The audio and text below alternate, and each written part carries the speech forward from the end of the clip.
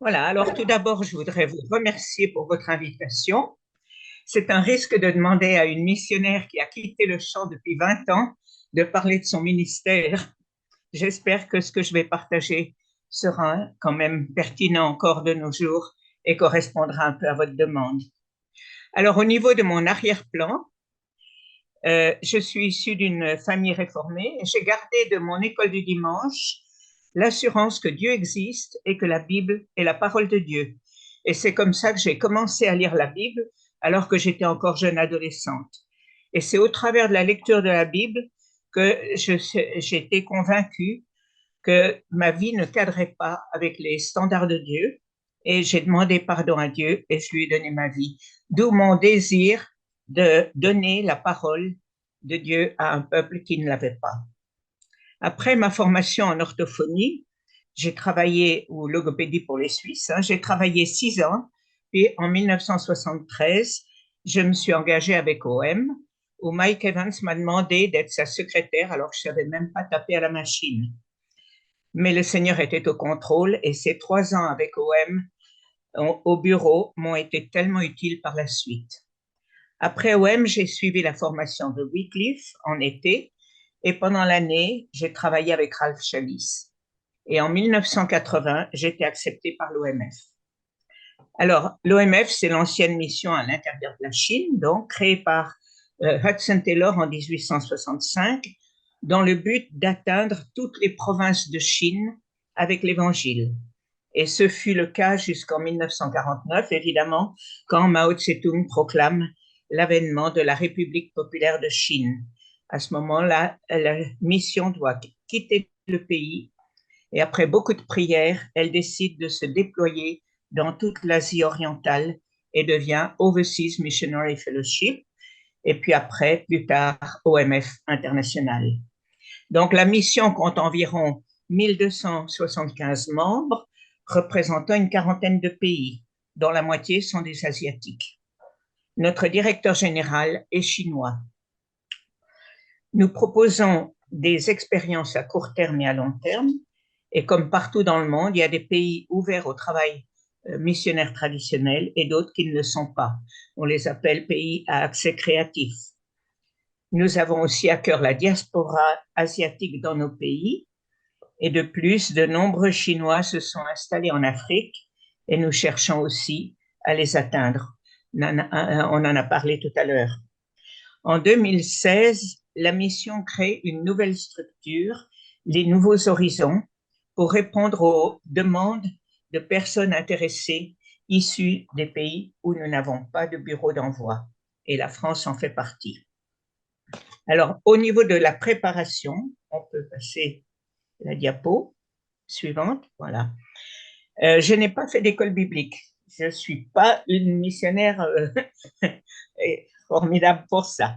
Mais j'ai lu ma Bible depuis mon adolescence et puis après, une fois par an, depuis 71.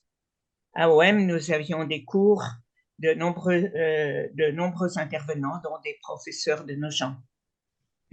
Et après OM, j'ai tapé les livres de Ralph Challis pendant 3 ans et demi et ça m'a donné aussi tout un enseignement. Je passais l'été au centre de la Wycliffe en Grande-Bretagne. Et là, vu que je n'avais pas fait d'école biblique, on m'a conseillé de passer leur test biblique. Je l'ai réussi. L'OMF, qui normalement exige une école biblique, m'a demandé de développer ma confession de foi et a estimé que c'était suffisant.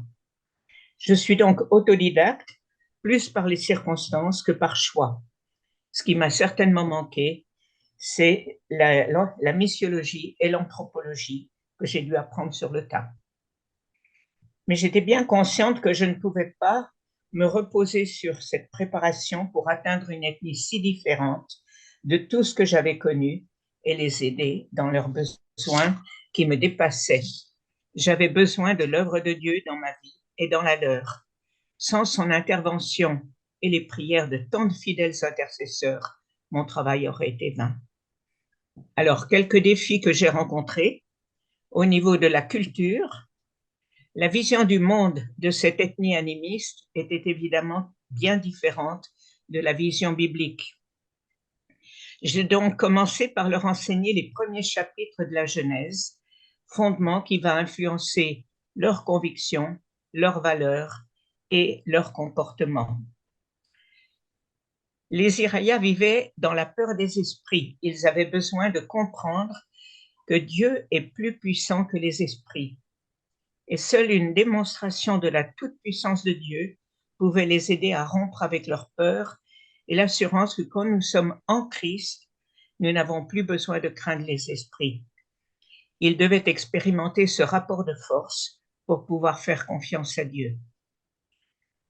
La culture de la honte a représenté mon principal défi, non seulement avec les Iraya, par exemple, question de la discipline dans l'Église.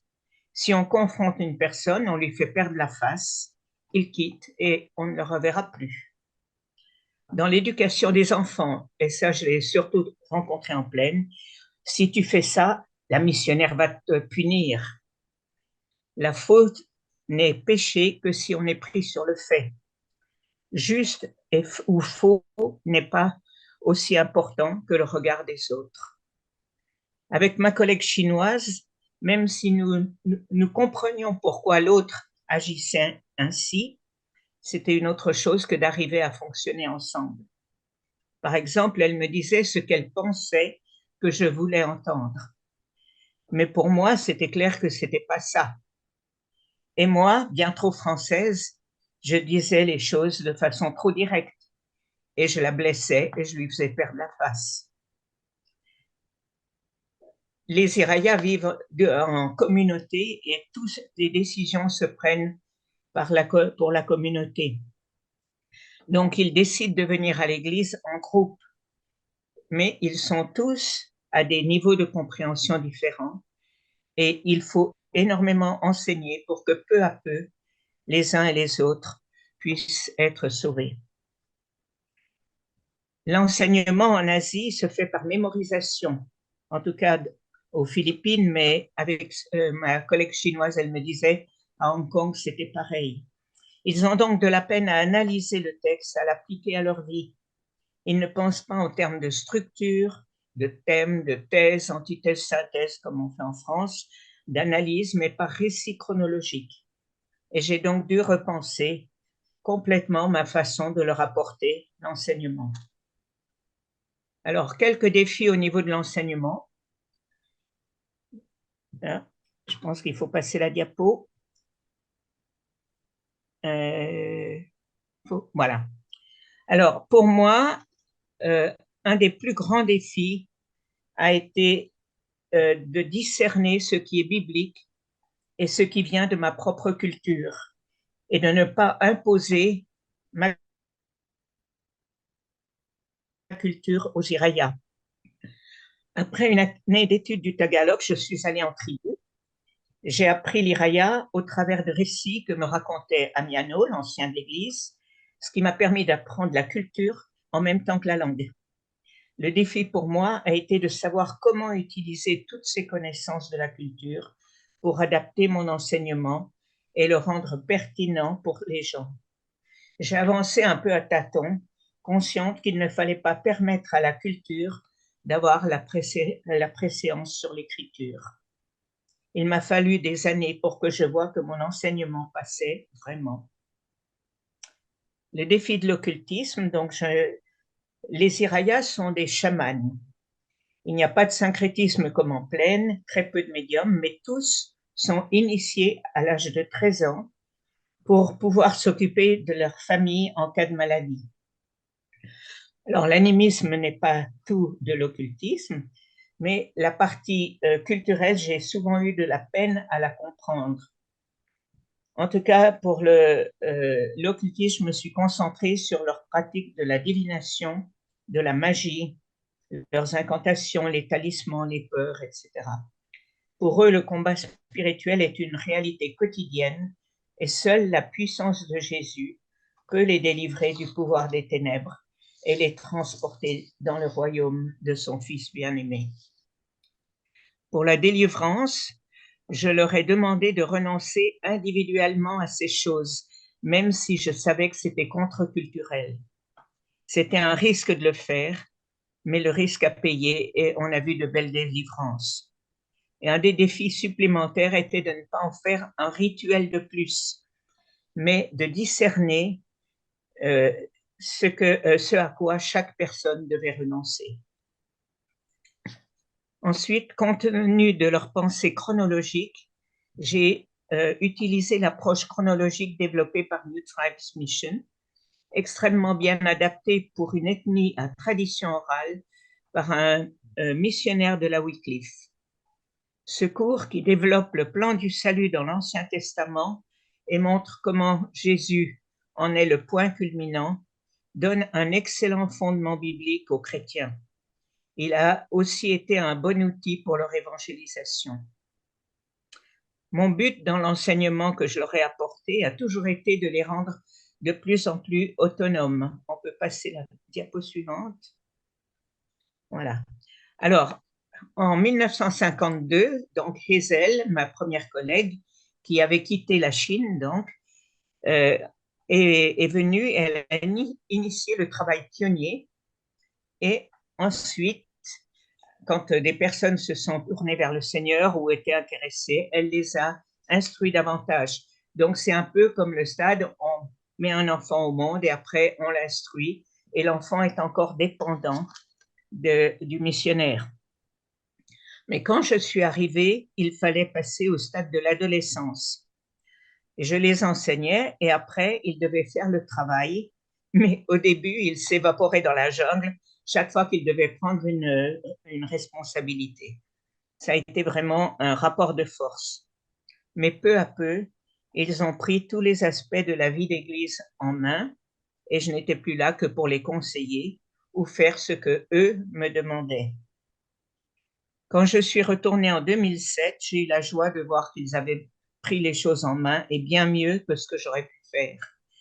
Ils l'avaient fait d'une manière plus autochtone.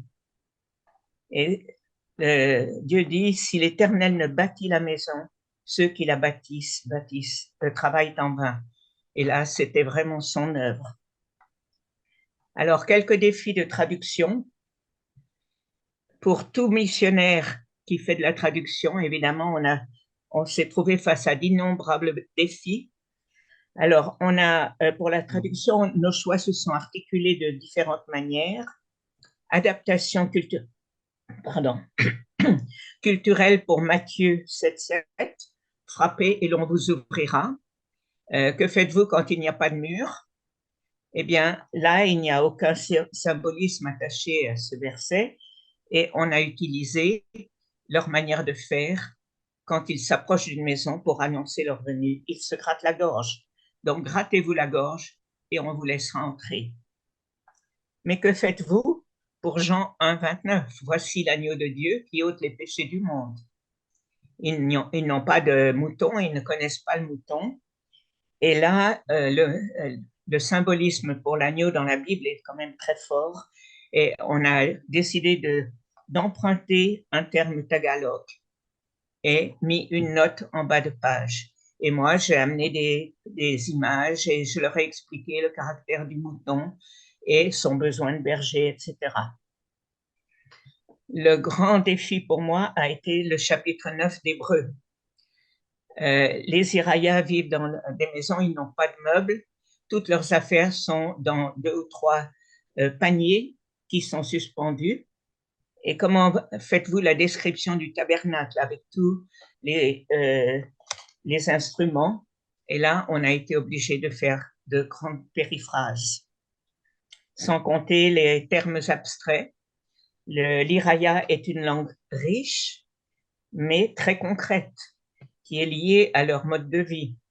Heureusement, Hazel avait fait une bonne partie de ce travail et je n'ai pas eu à le faire. Les Irayas n'ont que 3 couleurs. Blanc pour tout ce qui est clair, noir pour tout ce qui est sombre et rouge.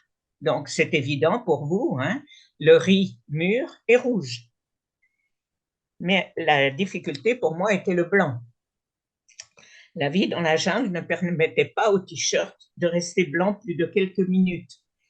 Donc, vous voyez la chemise de César qui est en train de lire le Nouveau Testament en haut à droite, là, et ça, c'est une chemise blanche. Donc, que faites-vous pour, si vos péchés sont comme le cramoisi, ils seront blancs comme la neige. De plus, pour eux, il y avait la question de la fidélité. Une personne propre, ça veut dire qu'il ou elle cherche un autre mari ou une autre femme. Donc, il fallait enseigner beaucoup plus que simplement la pureté de la couleur. Voilà. Les défis grammaticaux étaient multiples et je pense que je vais juste me concentrer sur un qui a été le plus délicat pour nous, c'est le duel, parce que l'Iraya a un duel extrêmement fort. Donc, on a 4 nous, 2 nous inclusifs, enfin 2 nous inclusifs, 2 nous exclusifs, mais dans les inclusifs, il y a un duel et un pluriel. Il y a 2 vous, 2 ils, chaque fois duel pluriel. Il y a aussi le duel pluriel pour 2 hommes, 2 femmes et pour les affixes verbaux. Donc, comme ces différences n'existent pas en tagalog, qui était la langue de départ, on commençait juste parce que on commençait le récit, on faisait bien attention, et petit à petit, on se laissait influencer par le tagalog. Et c'est un domaine où on a vraiment dû reprendre tous nos textes, etc. Voilà pour la traduction. Et il y a eu des défis personnels aussi. Donc, on a parlé d'adaptation tout à l'heure. C'est sûr qu'il y a besoin d'une adaptation, mais jusqu'où doit-on s'adapter? Il faut aussi pouvoir se réadapter à nos pays après. C'est souvent plus difficile qu'on ne le pense. Quels sont les domaines importants? Alors, autant que faire se peut, j'ai essayé de vivre comme eux, sauf que j'avais ma petite maison. Je suis montée à pied dans la forêt vierge, j'ai mangé ce qu'ils me donnaient, dormi par terre, je suis allée avec eux dans les champs pour voir le brûlis, la plantation, la moisson, etc. Mais il y a une limite. Les Irayas ont une nourriture très pauvre, c'est la survie. Et donc, j'ai eu des carences, même en montant quelques suppléments. Il y avait aussi le défi de la saleté. Le défi de la solitude, les jeunes missionnaires n'étaient pas prêts à aller vivre dans ce village isolé, dans des conditions aussi précaires. J'ai quand même eu une Chinoise pendant 1 an et demi. Alors, une fille charmante, mais la relation était difficile, surtout parce que, j'en ai parlé, le problème de nos différences de culture. On a pu prier ensemble, on a pu se pardonner, mais c'était compliqué. Ensuite, le défi de la sécurité. On avait les rebelles communistes. Dès que les Irayas, ils étaient dans toutes les montagnes de Mindoro, ils allaient du nord au sud, et dès que les Irayas voyaient ou entendaient que cela pouvait être dangereux pour moi, alors ils me faisaient redescendre jusqu'à ce qu'ils soient sûrs que le risque était écarté. Alors pour moi, le plus grand défi, c'était, c'est quand même il y a bien des années, donc je n'avais pas de téléphone, pas de communication, pas d'internet, et c'était comment me ressourcer spirituellement. Et là, je pense que même s'il y avait des livres, on ne peut pas en transporter tellement puisque il faut tout porter à dos d'homme. Et ça a été probablement un domaine où j'ai quand même été en manque. Donc, la mission m'a proposé des formations qui m'ont beaucoup aidé, des ateliers, un atelier, oui, voilà, il faut changer la diapo là. Voilà, merci. Un atelier avec la CIL pour la traduction et plusieurs avec la Société biblique c'est eux qui ont vérifié notre traduction et c'était une aide considérable. Et puis, on a eu la visite de Lothar Kaiser, donc un anthropologue qui, avec sa femme, a passé 1 semaine avec moi à Panalangdayan pour un peu étudier l'animisme des Irayas. Après cela, nous sommes redescendus et on avait 1 semaine de conférences, des missionnaires de l'OMF et on avait invité des pasteurs de plaine. Et donc, il a donné tout un enseignement justement sur l'animisme et sur les cultures de la honte et de la culpabilité. Son enseignement sur l'animisme m'a beaucoup aidé à comprendre les Irayas, non seulement leur forme de pensée, mais aussi le choix de certains mots qu'il ne voulait pas utiliser. Je ne comprenais pas pourquoi. En plus, nous avions une journée mensuelle de prière, donc je m'arrangeais pour descendre, pour y être et avoir un peu de communion avec les autres, et partage et prière des uns pour les autres, et des conférences annuelles. Voilà. Ensuite, les avancées et échecs. Alors, le cours chronologique a été vraiment une aide précieuse et on a vu des fruits positifs dans beaucoup de vies. La délivrance de l'occultisme aussi a permis une ouverture d'autres villages au message de l'Évangile qui ont vu que les chrétiens avaient la paix face aux difficultés, ce que eux n'avaient pas, ils vivaient dans la peur. L'ordinateur, la batterie de voiture et l'inverter. Alors, en montagne, je n'avais évidemment ni électricité ni eau, mais en plaine, j'étais censée avoir de l'électricité. Mais les Philippines ont une vingtaine de typhons par an, et en fait, l'électricité était très rare. Quelquefois, j'étais 3 mois sans électricité. Donc, un collègue m'avait installé une batterie de voiture et un inverter pour recharger la batterie quand il y avait de l'électricité. Et puis, 3 néons dans ma maison en plaine. Et ça me permettait de recharger l'ordinateur et de travailler. Ça m'a bien gagné du temps. Alors, la relation avec les Iraya était bonne. Ils me considéraient comme membre de la famille, mais je n'avais jamais compris à quel point ils s'étaient attachés à moi. Et c'est en 2007, quand je suis retournée pour leur dire officiellement au revoir, que je me suis rendu compte que eux qui ne manifestaient jamais leurs émotions s'accrochaient à moi et ne voulaient pas me laisser repartir. C'était vraiment difficile. Dans les 6 tribus Mangyan, donc les Mangyan, c'est toutes les tribus les 6 tribus de Mindoro, les églises, l'association des églises tribales, l'école biblique, la formation agricole sont maintenant totalement autonomes, 100% gérées par les autochtones. Tous les missionnaires expatriés ont maintenant quitté. Un défi est resté jusqu'au bout, le problème de la discipline dans une culture de la honte. J'ai essayé de les replacer chaque fois devant les textes de la parole de Dieu et de leur demander comment ils pourraient mettre cela en pratique en tenant compte de leur culture. Mais ils ne sont arrivés à rien et ils revenaient toujours avec la même question. Comment faire pour discipliner dans l'Église? Alors juste quelques réflexions a posteriori.